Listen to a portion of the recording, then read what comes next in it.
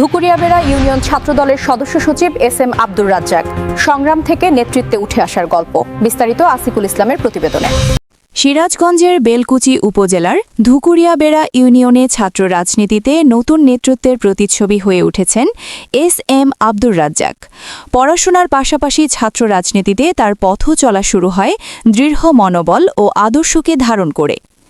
রাজনৈতিক জীবনের শুরু থেকেই তিনি নানা প্রতিকূলতা ও দুঃসময়ের মুখোমুখি হয়েছেন।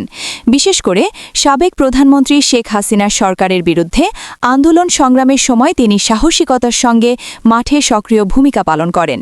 সেই কঠিন সময়ে তিনি বেলকুচি উপজেলা ছাত্রদলের সদস্যপদ অর্জন করেন, যা তার রাজনৈতিক জীবনের একটি গুরুত্বপূর্ণ মাইলফলক হিসেবে বিবেচিত। ক্রমাগত সাংগঠনিক কর্মকাণ্ড, ত্যাগ ও নেতৃত্বের গুণাবলীর মাধ্যমে সাধারণ মানুষের মাঝে তার প্রতি আস্থা ও প্রত্যাশা তৈরি হয়। তার নিষ্ঠা ও কর্মদক্ষতার স্বীকৃতি হিসেবে পরবর্তীতে ধুকুরিয়াবেড়া ইউনিয়ন ছাত্রদলের আহ্বায়ক কমিটিতে তাকে সদস্য সচিবের দায়িত্ব প্রদান করা হয়।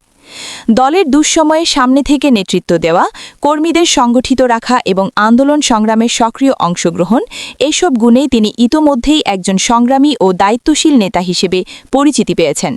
স্থানীয় নেতাকর্মীদের মতে এস.এম. আব্দুর রাজ্জাকের নেতৃত্বে ধুকুরিয়াবেড়া ইউনিয়ন ছাত্রদল আরও সুসংগঠিত ও গতিশীল হয়ে উঠবে, এমনটাই প্রত্যাশা সবার।